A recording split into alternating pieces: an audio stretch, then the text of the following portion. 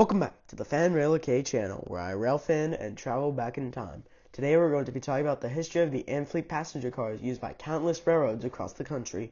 The Amfleets are passenger cars built by Budd for Amtrak between the late 1970s and early 1980s.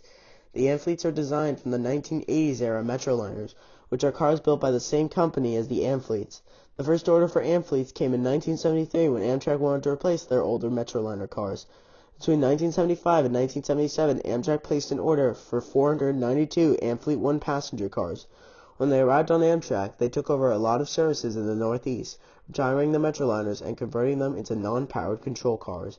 Between 1980 and 1983, Amtrak placed yet another order with Budd for 150 Amfleet 2 cars for their single-level long-distance routes. When they entered service, they took over a lot of eastern long-distance routes in the Northeast. But many of you guys didn't know this, but the Amfleet 1s and 2s were the last intercity and long-distance cars built by Budd before the company went out of business. The car types Budd manufactured for the Amfleet 1s and 2s were coaches, cafe cars, business class cars, club cars, and lounge cars.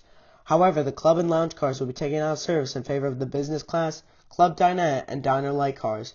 But Amtrak did experiment with sleeper cars in the 1970s, but did not agree to this idea. The differences between the Amfleet 1s and 2s are the doors.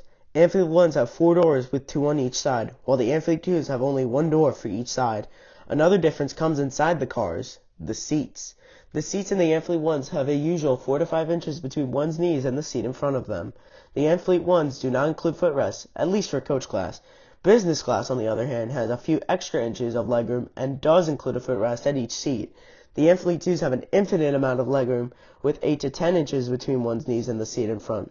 In an Amfleet 2, the footrest becomes usable for taller passengers rather than the ones in business class. But by the mid-2010s, the Amfleet 1s and 2s were reaching the end of the useful service lives. So you might be asking, what will replace the Amfleets? Well, that's a good question. In 2021, Amtrak announced that they would be ordering new Venture train sets built by Siemens Mobility.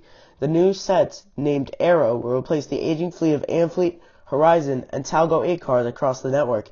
In addition to the passenger cars being replaced, they are also replacing ACS 64s, P42DCs, F40PH non-powered control units, and all Metroliner cab cars. The Arrows will include a dual-mode charger named the ALC42E, a few Venture cars, and a Venture cab car, allowing for quick turnarounds at terminus stations. That means the Amfleets are in their final years of service and will be scrapped once they are replaced by Ventures. I hope you guys enjoyed learning about the history of the Amfleet passenger cars. If you liked this video, hit that like button. If you love this video, subscribe to the channel so I can make more of these history videos and continue my chase to 1,000 subscribers. Stay safe out there and keep on rolling.